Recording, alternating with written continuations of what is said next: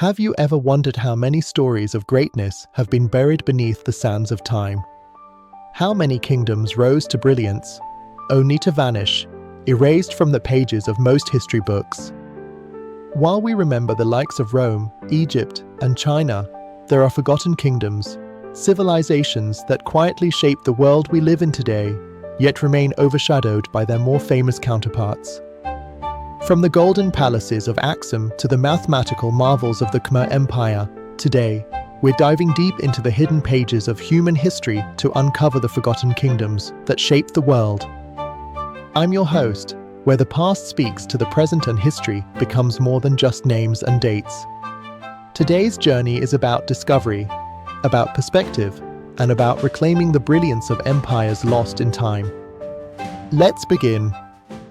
Our first stop takes us to the rugged highlands of what is now Ethiopia. Imagine, around 100 AD, a kingdom rising out of these hills, a kingdom so powerful that Roman historians listed it alongside Rome, Persia, and China as one of the greatest empires of its age. This was Axum. The kingdom of Axum wasn't just rich, it was a commercial superpower. Controlling trade routes between Africa, Arabia, and the Greco-Roman world, Axum's port city of Agilis was one of the busiest hubs in the ancient world.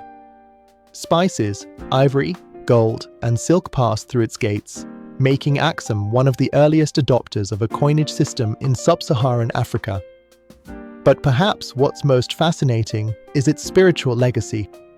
Axum became one of the first major empires to embrace Christianity, centuries before many European nations. In fact, Ethiopia's ancient Christian roots trace directly back to this forgotten empire. Today, when we think of African history, we often start with colonialism. But Axum reminds us, Africa was not waiting to be discovered, it was already writing its own grand narratives. Now, let's set sail eastward. Picture the waters between modern-day Indonesia and Malaysia, the Indian Ocean sparkling under the sun. You'd be entering the domain of Srivijaya, a maritime kingdom that dominated trade and Buddhism across Southeast Asia from the 7th to the 13th century. Srivijaya was more than a naval powerhouse. It was a beacon of learning, where Buddhist monks from India and China came to study. For centuries, its scholars and sailors linked the east to the west, bringing not only spices and silks, but also ideas, languages, and beliefs. In fact, when the great Chinese monk I Ching traveled to India in the 7th century, he stopped in Srivijaya for 6 months, just to learn Sanskrit and Buddhist doctrine. That's how central this kingdom was to the intellectual map of the ancient world. Why it's forgotten? Srivijaya left behind few stone ruins and no epic tales of conquest. But its true strength was in connection, not domination. And isn't that a lesson for us today?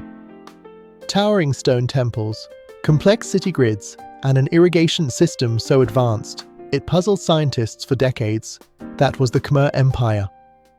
Centered in what is now Cambodia, the Khmer Empire flourished from the 9th to the 15th century.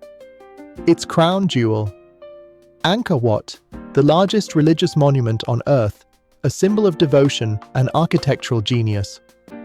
But the Khmer Empire wasn't just about temples. It had a population rivaling London and Paris at the time, and its engineers designed water reservoirs and canals that supported agriculture year-round, a marvel in tropical Southeast Asia. In an age where we worry about sustainability and climate, imagine a civilization that managed to thrive in the monsoon belt for centuries by mastering water itself. And yet, today, many outside of Cambodia don't know the full story of the Khmers, their rise, their cultural wealth, and their eventual disappearance from the center of global memory. Now, we travel back to 1600 BCE, in the heart of Anatolia, modern-day Turkey. The Hittites were the first in the world to smelt and use iron extensively, ushering in a new era of warfare and civilization. They stood toe-to-toe with Ramses II of Egypt in the famous Battle of Kadesh, the largest chariot battle ever recorded. But beyond their military might, The Hittites had a rich legal system, urban planning, and even diplomatic protocols that shaped how kingdoms would engage with one another. Their legal codes influenced others in the ancient Near East, setting early examples of justice systems that considered fairness, fines, and evidence. Yet few remember the Hittites, partly because their script, once lost, was only deciphered in the early 20th century. History forgot them until archaeologists unearthed a different narrative. In India, around 322 BCE, a powerful force emerged under Chandragupta Maurya, but it was his grandson, Ashoka the Great, who turned the Mauryan Empire into one of the most unique stories in imperial history. After witnessing the brutal consequences of war, Ashoka didn't double down. He transformed. Renouncing violence, he embraced Buddhism and reoriented his empire toward compassion, welfare, and spiritual values. Ashoka's edicts, carved into stone pillars across the subcontinent, spoke of tolerance, morality, and care for both humans and animals.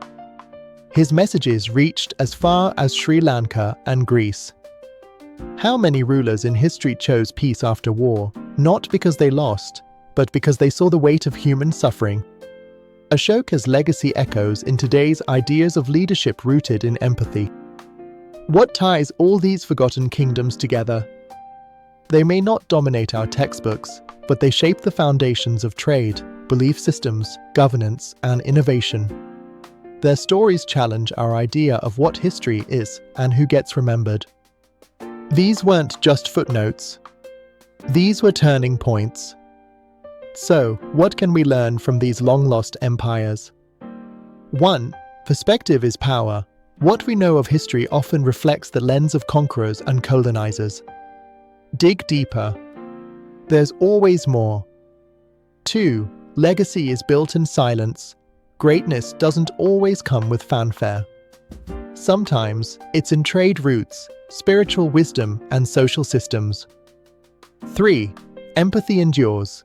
As shown by Ashoka and the Khmer, sustainable societies are built not just on might, but on shared human values. The world we live in wasn't built solely by the Romans or the Egyptians. It was woven together by countless civilizations, many of which have faded from memory, but not from impact. Axum, Srivijaya, the Khmer, the Hittites, the Mauryans. They whisper to us across time, reminding us that greatness isn't measured by how long you're remembered, but by what you leave behind. So the next time you think about history, ask yourself, what are we missing? And more importantly, what stories do we need to tell? If this episode sparked your curiosity, like this video, subscribe to the channel for more untold stories of our world, and hit that notification bell so you never miss an episode. Until next time, keep exploring, stay inspired, and never stop asking questions.